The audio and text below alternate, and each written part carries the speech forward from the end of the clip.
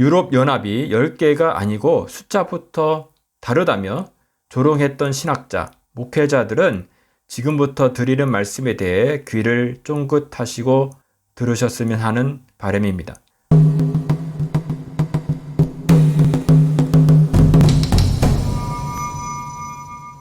적그리스도 관련 두 번째 영상을 시작하기 전 잠시 나누고 싶은 말씀이 있습니다. 지금 현재 적그리스도 후보에 오른 유명인들이 있는 것으로 알고 있습니다.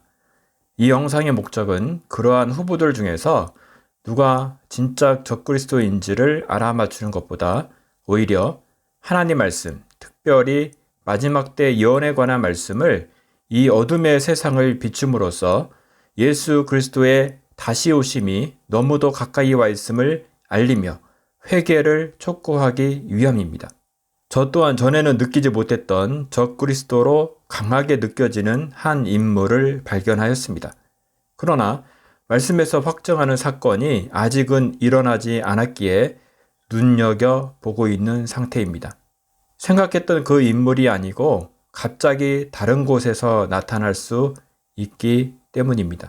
그의 행동이나 말들을 보고 있으면 많은 부분에서 적그리스도를 연상시키기에 그러한 것들에 대해서도 나눠보겠습니다. 우리는 저번 시간에 적그리스도가 어디에서 나타날 것인지를 알아보기 위해 느부갓네살이 꾼 신상에 대해 알아보았습니다. 종아리 부분인 로마는 철로 이루어졌었는데 다른 제국과는 다르게 다음 제국인 발과 발가락 시대에도 철이 연이어 나타난다는 것이었습니다. 이렇게 제국의 재질을 선택하신 분은 하나님이십니다. 이렇게 다음 제국에까지 같은 재질인 철을 사용하신 것은 아무런 의미 없이 그렇게 하신 것이 아니고 특별한 의미가 있기에 그렇게 하셨다는 것을 우리가 발견하고 주목했으면 합니다. 이는 AD 300년경에 망한 로마가 다시 나타난다는 것인데 실제 신성 로마 제국으로 다시 탄생하고 있음을 우리는 목도하고 있습니다. 신성 로마 제국 탄생의 역사에 대해 잠시 살펴보겠습니다. 유럽 역사에서 중세와 근대를 관통하며 중부 유럽의 거대한 제국을 형성한 나라가 신성 로마 제국, 홀리 로만 엠파이어입니다. 이 거대한 제국은 로마 교황청을 등에 업고 서로마 제국을 대체했으며 한때는 합스부르크 가문의 영지는 1804년에 오스트리아를 지배하며 유럽 최강국으로 부상하기도 했습니다. 신성 로마 제국의 기원에 관한 견해로 서기 800년 12월 25일 교황 레오 3세가 프랑크 왕국의 샤를마뉴 1세에게 황제의 관을 씌워 서로마 제위의 부활을 선언한 시점을 출발점으로 보고 있습니다. 신성 로마 제국을 얘기할 때 샤를마뉴 대제를 언급하지 않을 수 없습니다. 476년 서로마 제국의 명줄이 끊어진 후 중부 유럽은 주인이 없는 국가와도 같았습니다. 게르만 민족의 각 종족들이 서로 힘의 대결을 펼치며 영토 전쟁을 벌였었습니다. 대혼란의 시기가 지나 서서히 새로운 실력자가 등장했는데 그것은 프랑크의 왕국이었습니다.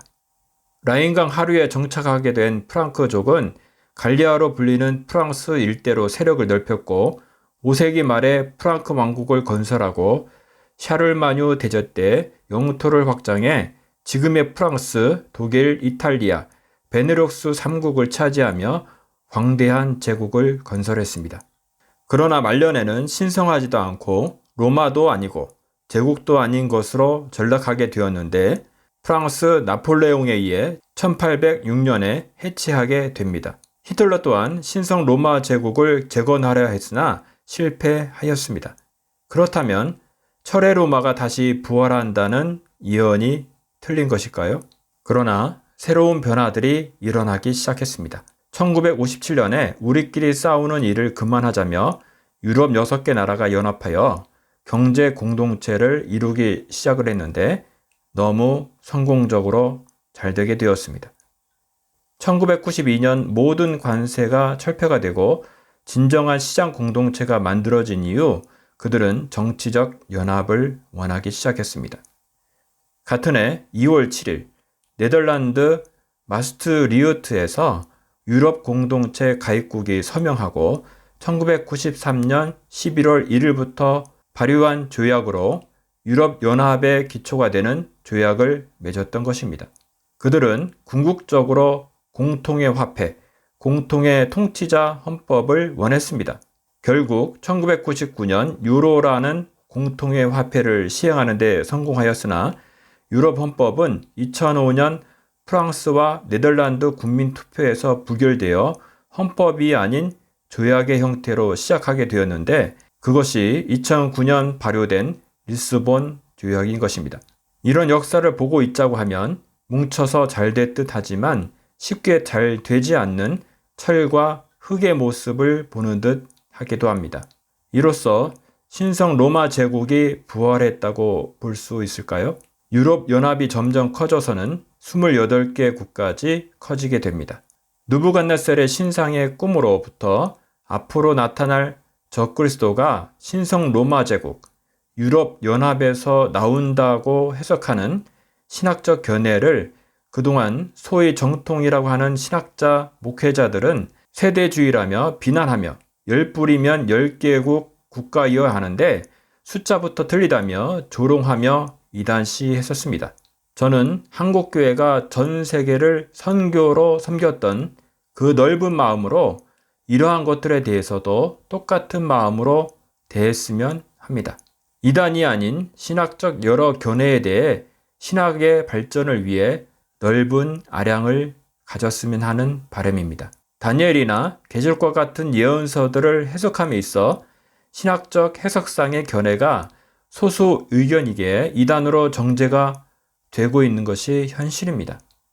특히 우리나라는 다미성교회 같은 사탄의 올가미로 인해 목회자들이 민감한 종말론이나 예언서들에 대해 설교를 꺼릴 뿐만 아니라 아예 한 번도 하지 않는 영적 어두움의 시대에 있게 되었습니다. 전에 한국교회여 예언을 선포하라는 영상에서 말씀드린 적이 있었지만 목회자들이 이러한 것에 대해 설교하지 않는 이유는 잘 모르기 때문이고 알더라도 이단으로 정죄될 수 있기 때문에 섣불리 나서서 설교를 하지 않는 참담한 한국교회의 현실에 대해 말씀드렸었습니다. 이제는 한국교회 목회자들이 사람의 눈치를 볼 것이 아니라 담대히 천국이 가까이 왔음을 선포해야 할 때입니다. 이제는 사람들이 듣기 좋아하는 성공과 축복을 비는 긍정맨이 아니라 작금과 앞으로 다가올 고난과 핍박에 담대히 목숨을 걸 수 있는 순교를 선포해야 할 때인 것입니다. 적그리스도는 느부갓네살의 신상에서 마지막 시대인 10발가락과 머리가 7이요 뿔이 10인 세력에서 나올 것입니다. 다니엘과 계시록 말씀을 계속 보시겠습니다. 다니엘 2장 그 발가락이 얼마는 쇠요 얼마는 진흙인즉 그 나라가 얼마는 든든하고 얼마는 부서질 만할 것이며 왕께서 쇠와 진흙이 섞인 것을 보셨은즉 그들이 다른 민족과 서로 섞일 것이나 그들이 피차에 합하지 아니함이 쇠와 진흙이 합하지 않음과 같으리이다. 계시록 13장 말씀입니다. 내가 보니 바다에서 한 짐승이 나오는데 뿔이 10이요 머리가 7이라 그 뿔에는 10 왕관이 있고 그 머리들에는 신성 모독하는 이름들이 있더라. 내가 본 짐승은 표범과 비슷하고 그 발은 곰의 발 같고 그의 입은 사자의 입 같은데 용이 자기의 능력과 보좌와 큰 권세를 그에게 주었더라. 유럽 연합이 10개가 아니고 숫자부터 다르다며 조롱했던 신학자, 목회자들은 지금부터 드리는 말씀에 대해 귀를 쫑긋하시고 들으셨으면 하는 바람입니다. 우리는 늑대와 소년이라는 이솝 우화 이야기를 잘 알고 있습니다. 이 우화에서 우리는 거짓말을 하지 말아야 한다는 교훈을 얻고 있습니다. 또 한편으론 늑대가 언젠가는 온다는 교훈도 있다는 것을 기억했으면 합니다. 지금부터 말씀드리는 것은 10뿔이라 할 수 있는 10개의 국가가 나타나고 있는 최근의 징조에 대해 말씀드리려 합니다. 앞으로 얼마든지 변화의 가능성이 있기에 우리는 성경 말씀을 연구하고 토론하며 세상을 비추는 데 있어 경직되지 아니하고 자유롭게 연구할 수 있는 문화가 정착 발전되었으면 하는 바람입니다. 2018년 동아일보의 유럽군 파리석 공식 출범, 마크롱 미에 의존 말자라는 기사를 소개해 드리겠습니다. 이 기사는 너무도 중요하기에 전체 기사를 살펴보도록 하겠습니다. 러시아와 미국으로부터 유럽을 방어하기 위한 유럽 군대가 7일 프랑스 파리에서 출범했다고 로이터 통신이 보도했다. 보도에 따르면 유럽연합 9개국 국방장관들은 이날 파리에서 처음 회동해 세부적인 내용을 논의했다. 이날 핀란드도 동참 의사를 밝혔다. 이 밖에 독일, 벨기에, 영국, 덴마크, 에스토니아, 네덜란드, 스페인, 포르투갈 등 총 10개국이 유럽군 창설에 합의했다. 여기서 아주 중요한 내용이 있습니다. 원래 유럽은 미국과 나토를 통해서 동맹 국가입니다. 나토는 구소련 지금의 러시아와 동유럽 국가들을 맞서기 위한 군사 동맹이었으며 전 세계 전체 군사 지출비의 70%를 차지할 정도로 규모가 매우 크고 중요한 동맹인 것입니다. 그런데 이 동맹이 깨지기 시작한 것입니다.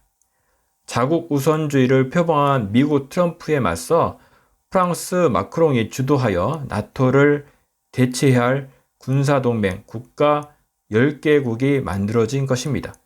마크롱은 트럼프 미국을 동맹에서 적으로 간주하기 시작한 것입니다.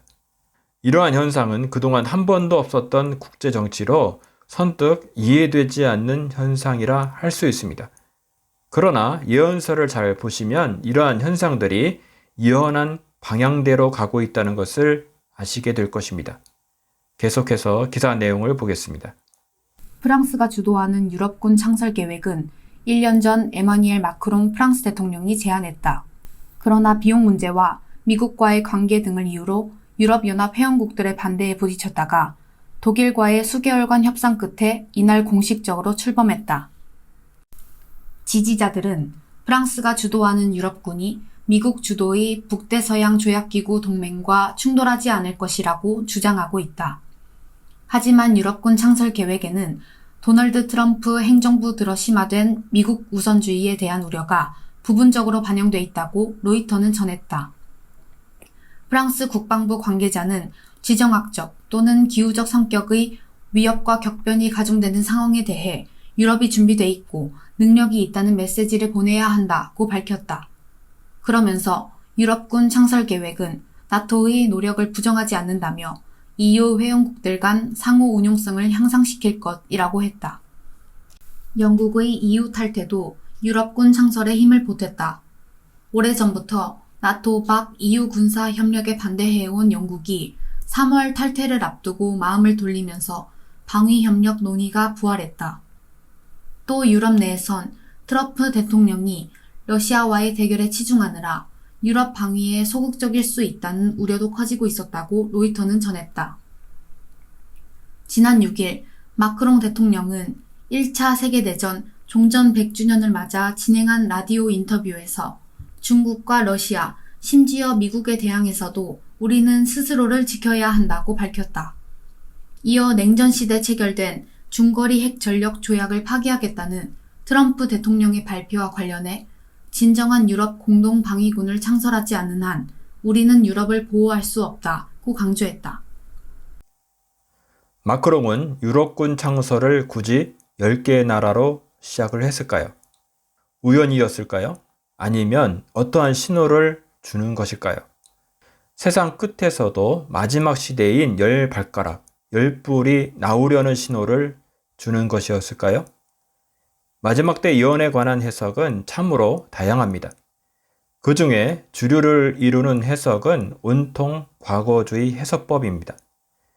다니엘과 계시록에 나오는 사자, 곰, 표범, 10뿔이 있는 짐승을 해석함에 있어 바벨론, 메데, 바사, 헬라, 로마와 같이 이미 사라진 제국으로 해석하는 것은 절대로 지금이 마지막 때라는 것을 알 수가 없습니다. 이러한 해석을 추정하는 분들이 정통이라고 할지라도 지금 전 세계에서 긴박하게 일어나고 있는 일들을 해석할 힘이 없다는 것을 깨달으셔야 합니다. 또한 계시록은 이 세상에 실제로 나타날 사건인 심판과 재림과 같은 엄중한 사건을 다루고 있습니다.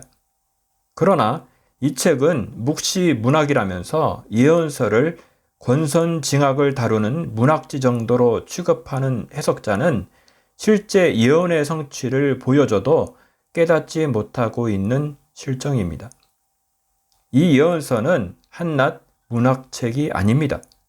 어두운 곳을 비추는 등불과 같은 것이며 역사 가운데 현재 내가 어디에 서 있는지를 밝히 알 수 있도록 하는 하나님의 말씀인 것입니다. 현재 정통주의자들의 해석은 해석이 어렵고 난해한 것은 실제 세계가 아닌 영적인 것으로 해석을 하며 실제 이 땅에서 나타날 나라로 해석하는 것은 세대주의라며 비난하고 있습니다. 말이 좋아 영적인 것이지 해석이 어렵거나 잘 모르는 것은 솔직히 모른다고 할 수 있는 솔직함이 없기 때문이라고 생각이 됩니다. 세계적으로 유명하지만 소수의 해석법을 제시하는 신학자는 잘 모르는 것은 모른다고 솔직히 답을 하고 있습니다. 그러나 아는 것은 사람의 시선을 의식치 않고 담대히 선포하고 있습니다. 또한 해석한 방향대로 실제 세상이 움직이고 있으며 특정 사건들이 실제로 일어나고 있습니다. 이처럼 해석한 내용이 실제 이 땅에서 나타나고 있다면 자신의 해석법만을 고집하지 말고 이러한 내용에 귀를 기울여야 하며 자신의 성도들에게도 올바른 것을 가르쳐야 할 것입니다. 계시록 13장은 앞으로 나타날 세계 단일 정부에 대해 설명하고 있는 장입니다. 그런데 이러한 세계 단일 정부가 상상 속의 일이거나 손에 잡히지 않는 영적인 일이 단연코 아닌 것입니다. 계시록 13장 말씀입니다. 내가 보니 바다에서 한 짐승이 나오는데 뿔이 10이요 머리가 7이라 그 뿔에는 10 왕관이 있고 그 머리들에는 신성모독하는 이름들이 있더라. 내가 본 짐승은 표범과 비슷하고 그 발은 곰의 발 같고 그 입은 사자의 입 같은데 용이 자기의 능력과 보좌와 큰 권세를 그에게 주었더라. 여기서 기사 하나를 더 보도록 하겠습니다. 2019년 8월 연합뉴스 기사로 마크롱, 푸틴, 파리서 단독회담, 주요 분쟁 출구 전략 모색이라는 제목의 기사 내용입니다. 가장 주목되는 주요 현안은 우크라이나 문제다. 프랑스는 러시아와 우크라이나의 분쟁에서 중재역을 자처하며 해법을 모색해왔다. 이번 회담에서는 우크라이나의 볼로디미르 젤렌스키 대통령이 러시아와의 분쟁 출구 모색을 위해 계속 추진하자고 주장해온 러시아, 우크라이나, 프랑스, 독일의 사자회담 등 다양한 해법들이 논의될 것으로 보인다. 마크롱 역시 우크라이나 문제와 관련해 러시아와 허심탄회하게 대화의 창구를 열어놓는 것이 중요하다는 입장을 보여왔다. 이번 정상회담에서 러시아 측은 2014년 크림반도 병합 이후 급속도로 냉랭해진 EU와의 관계를 개선하는 방안을 집중적으로 타진할 것으로 보인다. 크림반도는 우크라이나의 남쪽 흑해로 돌출해 있는 반도로 본래 러시아 영토였다가 1954년 우크라이나에 편입됐지만 2014년 러시아가 또다시 강제 병합했다. 미국과 유럽연합 등 서방은 이를 불법으로 규정하고 러시아에 각종 제재를 부과해왔다. 그러나 러시아와 EU의 관계는 최근 들어 조금씩 개선되는 흐름을 타고 있다. 범유럽 인권기구인 유럽평의회의 의회협의체가 지난 6월 러시아를 5년 만에 복귀시키기로 한 것이 그 대표적 사례다. 이 결정에는 러시아와 어떤 식으로든 관계 개선이 필요하다고 보는 마크롱 대통령의 영향력이 크게 작용했다는 것이 대체적인 평가다. 유럽의 적군인 러시아를 마크롱이 유럽 편으로 끌어들이는 현상이 이해하기 힘들 수도 있지만 다니엘서와 계시록에 있는 짐승에 관한 환상을 이해하신다면 지금의 현상이 왜 일어나고 있는지 이해하실 수 있을 것입니다. 계시록과 같은 예언서는 이 세상의 마지막 때에 관해 기록한 책으로 알고 있습니다. 말씀에 나오는 제국을 해석할 때 이미 지나가 버린 과거의 국가로 해석하는 것은 틀린 해석입니다. 재림 사건이 없었기 때문입니다. 과거로 해석한 것이 틀렸다면 우리가 살고 있는 이 시대가 마지막 시대이거나 앞으로 다가올 몇백 년 또는 수천 년 후에 마지막 시대가 될 가능성이 있습니다. 앞으로 미래에 있을 국가들이 현재의 국가가 망하지 않고 존속할지에 대해서는 우리가 알 수 없기에 미래에 대해서는 논하는 것 자체가 무의미하다 할 수 있습니다. 그렇다면 우리가 살고 있는 이 시대가 마지막 시대일 수 있다는 가정을 할 수 있습니다.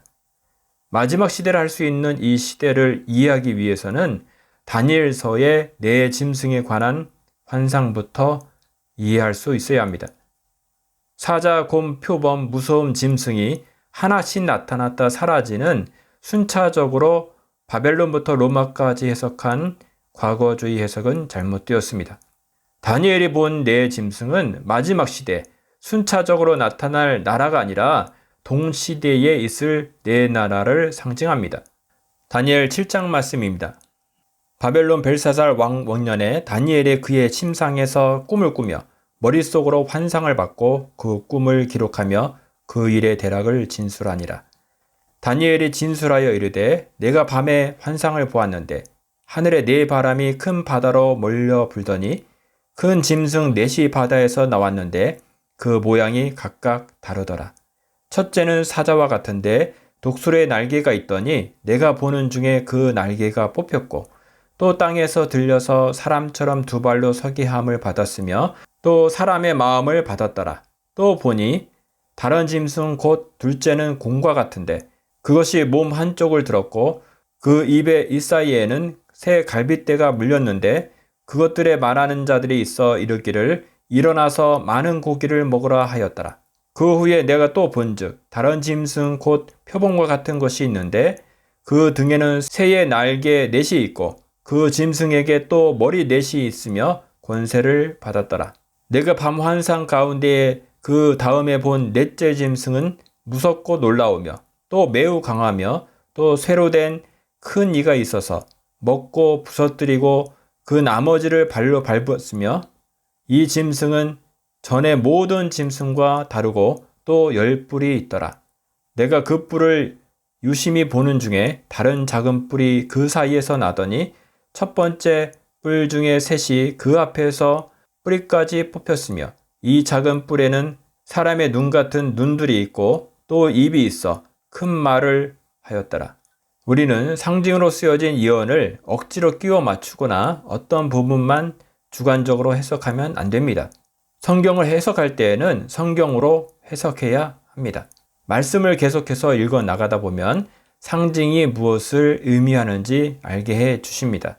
다니엘 7장 16절 17절 말씀입니다. 내가 그 곁에 모셔선 자들 중 하나에게 나아가서 이 모든 일의 진상을 물으매 그가 내게 말하여 그 일의 해석을 알려주며 이르되 그 네 큰 짐승은 세상에 일어날 네 왕이라. 말씀에서 네 짐승은 다니엘 시대 기준으로 앞으로 일어날 네 왕, 즉 네 나라라고 알려주고 있습니다. 그렇다면 세상에 일어날 네 왕 중에 날개 달린 사자는 현재의 어느 나라일까요? 이것은 쉽게 짐작할 수 있으리라 생각합니다. 영국입니다. 4절 말씀에 사자의 독수리 날개가 있는데 그것이 뽑혔다는 것은 무엇일까요?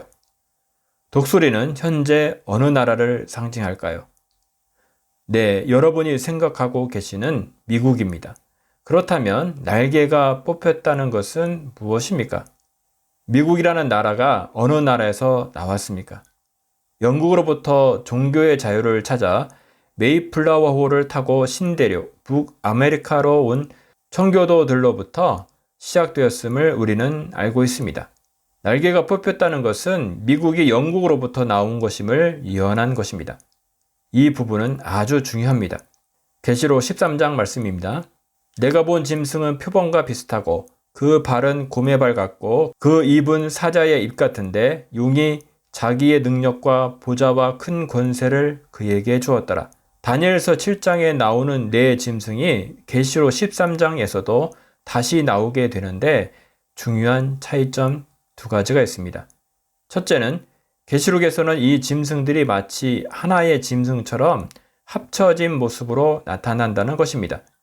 합쳐졌다는 것은 이들 나라들이 연합을 하고 있다는 것을 암시하고 있습니다. 두 번째로 주목해야 할 것은 다니엘 7장에 나오는 짐승 중에서 계시록 13장에는 나오지 않는 짐승이 있다는 것입니다. 그것은 바로 독수리 날개입니다. 계시록 13장에 합쳐진 짐승들은 앞으로 나타날 세계 단일 정부를 상징하는 것입니다. 그런데 이 세계 단일 정부의 미국을 상징하는 독수리 날개는 빠져 있는 것입니다. 하나님께서 실수하셨을까요? 아니면 요한이 미처 빠뜨리고 기록하지 못했을까요? 우리는 실수치 않으시는 하나님과 성경의 완전성을 믿고 있습니다. 독수리 날개가 계시록에 없는 것은 우리에게 중요한 메시지를 주고 있으며 현 시대를 읽을 수 있는 정말 중요한 키포인트를 주는 것입니다. 미국의 트럼프라고 하는 전에 없던 대통령이 나타나 악하고 세계 단일 정부를 추종하는 세력인 글로벌리스트들과의 전쟁을 선포했습니다. 어떤 이는 트럼프가 악한 세력인 딥스테이트 세력이라고 주장하는 이들이 있는데 그것은 잘못된 주장입니다. 계시록 12장 말씀입니다. 용이 자기가 땅으로 내쫓긴 것을 보고 남자를 낳은 여자를 박해하는지라. 그 여자가 큰 독수리의 두 날개를 받아 광야 자기 곳으로 날아가 거기서 그 뱀의 낯을 피하여 한 때와 두 때와 반 때를 양육받으며 여기서 여자는 이스라엘을 상징합니다. 14절에서 여자가 큰 독수리의 두 날개를 받았다는 것은 미국이 이스라엘을 보호하고 있음을 상징적으로 표현한 것입니다. 현재의 뉴스를 성경으로 상징적 언어로 보고 계신 것입니다. 여자를 마리아나 여러 다른 해석들이 있지만 지금처럼 해석하여 현 시대를 비추신다면 지금의 세상과 앞으로의 세상이 어떻게 변화할 것인지를 알 수 있는 놀랍고 신비한 일을 경험하실 것입니다. 트럼프는 하나님께서 택하여 사용하고 계시는 미국의 대통령인 것입니다. 그는 세계 단일 정보를 추종하는 악한 세력들, 글로벌리스트, 딥스테이트와 전쟁을 하고 있는 것입니다. 다음 시간에는 유력한 적그리스도 후보인 마크롱의 태생부터 여러 가지 언행들에 대해서 좀 더 깊게 살펴보는 시간을 갖도록 하겠습니다. 함께 기도하기 원합니다. 하나님 아버지, 지금 이 시대는 마지막 때에 하나님 말씀이 성취되는 것을 두 눈으로 보는 시대에 살고 있습니다. 그러나 아직도 이러한 것을 깨닫지 못하며 이 땅의 것들과 죄악에 빠져 살고 있는 수많은 사람들이 너무 많이 있습니다. 먼저 깨달은 우리가 잠자는 영혼을 흔들어 깨울 수 있는 담대함과 예수 그리스도의 눈물과 마음을 가질길 원합니다. 앞으로 마지막 때에 있을 놀라운 부흥을 준비할 수 있도록 우리를 훈련시키시며 연결시키시며 사용하여 주시옵소서. 우리를 불쌍히 여기시옵소서. 우리를 긍휼히 여기시옵소서. 예수님의 이름으로 기도하였습니다. 아멘.